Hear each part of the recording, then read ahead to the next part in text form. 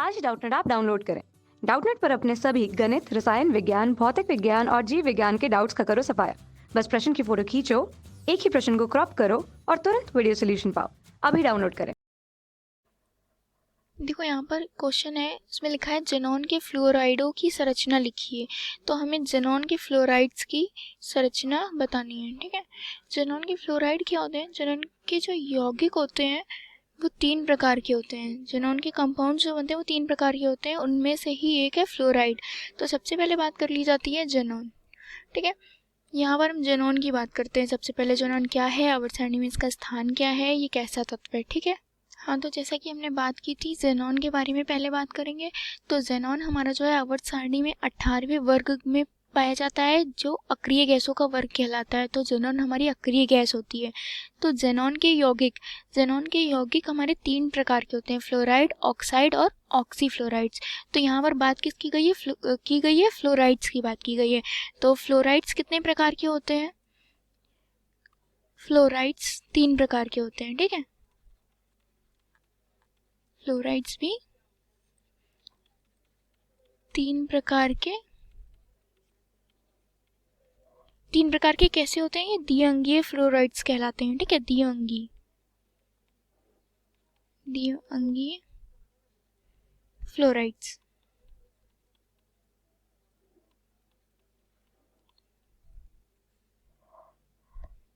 बनाते हैं या बनते हैं। ठीक है, तो फ्लोराइड्स 3 प्रकार के होते हैं। अब बात कर लेते हैं कौन कौन से फ्लोराइड्स होते हैं, क्योंकि हमारे क्वेश्चन में सिर्फ फ्लोराइड्स के बारे में ही बात की गई है। ठीक है, हाँ, तो हम सबसे पहले फ्लोराइड के XeF2 यौगिक है, इसके बारे में बात कर लेते हैं। तो XeF2 जो है वो हमारा जेनॉन और फ्लोरीन को गर्म करने पर बनता है, 400 डिग्री सेल्सियस पर और एक वायुमंडलीय दाब पर बनता है। तो इसकी अभिक्रिया मैं लिख देती हूँ फर्स्ट करके। इसकी अभिक्रिया होती है Xe+F2, जहाँ पर Xe हमारा जेनॉन और F हमारा फ्लोरीन है, 400 डिग्री सेल्सियस पर और एक वायुमंडलीय दाब, एटमॉस्फेरिक प्रेशर कहते हैं जैसे। ठीक है, तो हमारा जो बना है इसमें ये बनता है XeF2। ठीक है, ये सफ़ेद रंग का क्रिस्टलीय यौगिक होता है, सफ़ेद रंग का क्रिस्टलीय ठोस। इसकी संरचना की बात कर लें, क्योंकि मेनली क्वेश्चन में संरचनाएं ही पूछी गई हैं। तो इसकी संरचना कैसी होती है? इसकी संरचना जो होती है वो रैखिक होती है। इसकी संरचना रैखिक होती है।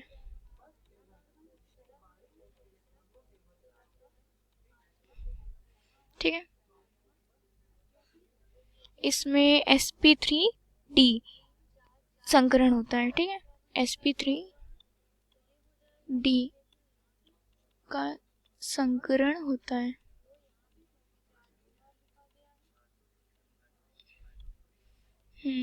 अब इसकी संरचना देख लेते हैं। इसकी संरचना में क्या होता है? Xe होता है, ये फ्लोरीन होती है, ये बॉन्ड है। ठीक है,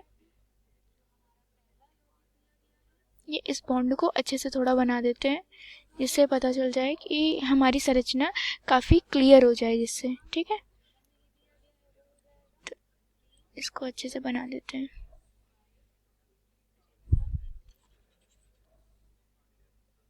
ये Xef और ये F इधर।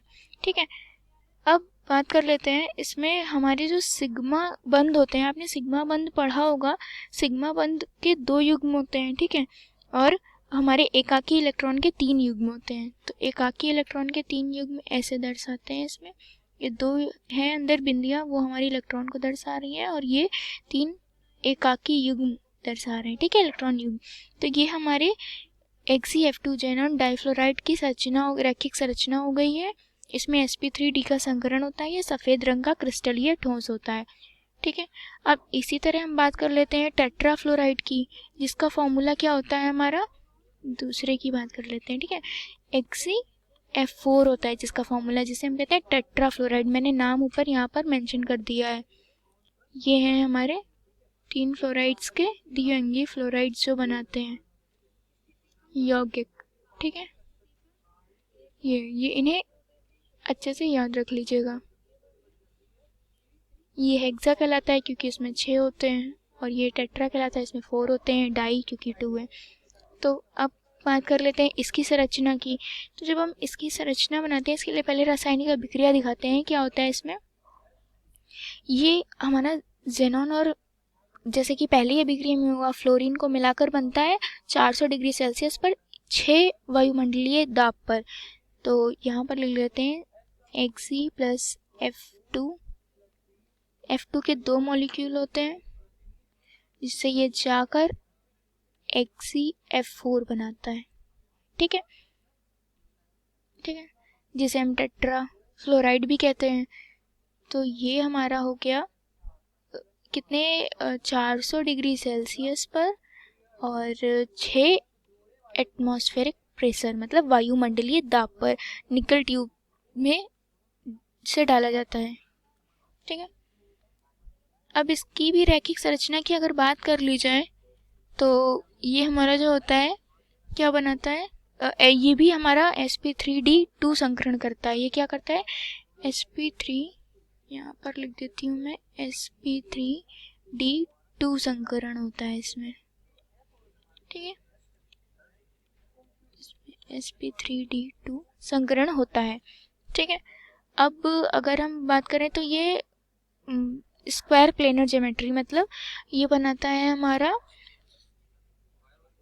हाँ, तो हम बात कर रहे थे जेनॉन टेट्राफ्लोराइड कैसे बनता है। जेनॉन टेट्राफ्लोराइड जो होता है, जेनॉन और फ्लोरीन के मॉलिक्यूलर स्ट्रक्चर को जब का रेशियो 1 से 5 और 400 डिग्री सेल्सियस, जैसे मैंने यहाँ पर दर्शाया है 400 डिग्री सेल्सियस और 6 एटमॉस्फेरिक मतलब वायुमंडलीय दाब पर निकल ट्यूब में बंद करके बनाया जाता है। तो ये क्या होता है कि हमारा टेट्राफ्लोराइड बन जाता है, जेनॉन टेट्राफ्लोराइड बन जाता है। और मैंने आगे बताया इसका sp3d2 संकरण होता है। तो ये है हमारा sp3d2 संकरण, ये हमारा sp3d2 संकरण होता है। और इसमें क्या होता है, sp3d संकरण होता है, किसमें, जेनॉन डाइफ्लोराइड में। ठीक है, अब बात करते हैं कि इसकी संरचना कैसी होती है। तो इसकी संरचना बनाते हैं, इसकी संरचना वर्गाकार समतलीय ज्यामिति की होती है। ठीक है, वर्ग समतलीय ज्यामिति। इसकी संरचना ऐसे बनेगी, Xc और 4 साइड हमारा F रहेगा क्योंकि ये हेक्सा है। ठीक है, सॉरी टेट्रा है, तो 4 फ्लोरीन के तत्व। ठीक है, ये है। और यहाँ पर 2 हमारे युग्म होंगे किस चीज के, एकाकी इलेक्ट्रॉन युग्म होंगे। ठीक है, ये 2 हैं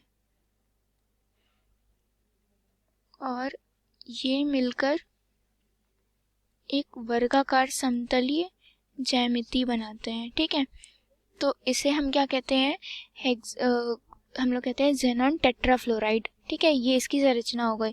अब तीसरे वाले यौगिक पर आ जाते हैं जो था हमारा जेनॉन हेक्साफ्लोराइड। जेनॉन हेक्साफ्लोराइड की संरचना और उसके बारे में पढ़ते हैं। तो इसमें हम लिखते हैं थर्ड पॉइंट। ठीक है, थर्ड पॉइंट में हमारा क्या है, जेनॉन हेक्साफ्लोराइड। जेनॉन हेक्साफ्लोराइड कैसे बनता है इसकी बात कर लेते हैं। ये भी सेम ही होता है, फ्लोरीन और जेनॉन के मिक्सचर से, मिश्रण द्वारा बनता है। तो जेनॉन और 3F2 लेते हैं इसमें। ठीक है, तो हमारा बन जाता है XeF6 जिसे हम कहते हैं जेनॉन हेक्साफ्लोराइड। ये क्या होता है कि जब हम इसका जो संरचना होती है, रैखिक संरचना होती है, और इसका जो संकरण होता है वो कैसा होता है, देखिए इसका संकरण होता है sp3d2। ठीक है, sp3d3 संकरण होता है क्योंकि d2 संकरण तो हमारा टेट्रा का था। तो sp3d3 संकरण, sp3d3 संकरण होता है। और इसकी संरचना मैं यहाँ पर लिखना भूल गई, इसकी संरचना कैसी होती है, वर्गाकार समतलीय या वर्ग समतलीय ज्यामिति, वर्ग समतलीय ज्यामिति।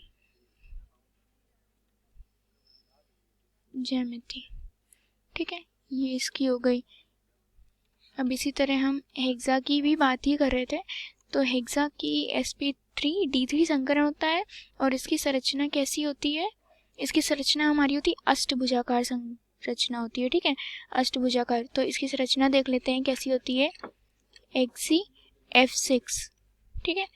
इसकी संरचना में हम लिखते हैं Hg होता है और ये होता है F, ये होता है,